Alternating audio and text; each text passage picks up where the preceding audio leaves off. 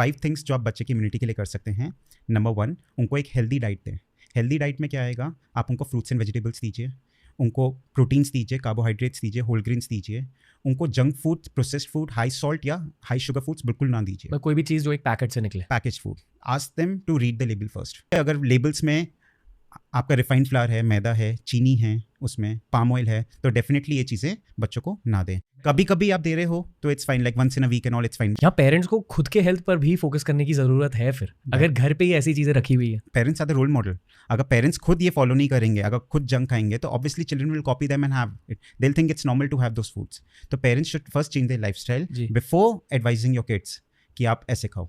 And second thing for immunity, what you can do is adequate amount of sleep, जो बात नहीं करते हैं यूजली। बच्चों को स्पेसिफिकली 1 साल से नीचे बच्चों को 12 to 16 hour of sleep per day मिलनी चाहिए। 12 to 16 आवर्स पर डे, 16 घंटे की नींद। हाँ। And in fact newborns can sleep up to 20 hours also, and that is normal. वो सिर्फ दूध पीने के लिए उठते हैं एंड सोते हैं। स्लीप बच्चे की एडिक्वेट रहेगी तो बच्चे की इम्यूनिटी काफ़ी अच्छी रहती है। For third point which I was speaking about immunity was stress, managing stress in kids. आजकल के बच्चों में इतना स्ट्रेस लेवल बढ़ गया, स्पेसिफिकली टीनेजर्स एंड एडोलेसेंट्स में इतना स्ट्रेस बढ़ गया है कि that is affecting the child's immunity. अगर बच्चों को स्ट्रेस ज़्यादा रहेगा तो उनकी इम्यूनिटी भी डाउन होती है and they are more prone to infection का रिस्क भी ज़्यादा होता है। इसे टैकल भी कैसे करते हैं? सो वही है, हमें as a parent first of all be a role model. हमें खुद मेंटली स्ट्रॉन्ग रहना पड़ेगा, मेंटली फिट रहना पड़ेगा। सेकेंडली, बच्चों को एक ऐसा इन्वायरमेंट दो जिसमें बच्चा कंफर्टेबल रहे, जिसमें वो खुल के एक्सप्रेस कर पाए। एक ऐसी अपॉर्चुनिटीज़ दो जो वो अपनी जाके एक्टिविटीज़ जो उसको करनी है करे। आप रेगुलरली बच्चे से बात करो कि कोई उनको प्रॉब्लम तो नहीं हो रही है, कोई चीज़ वरी तो नहीं कर रही है।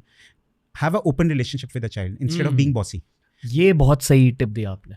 बातें करनी चाहिए, बिल्कुल उनसे डिस्कस करना चाहिए। If they are having any issues, आपको कुछ डिस्कस करना है तो हमें बताइए।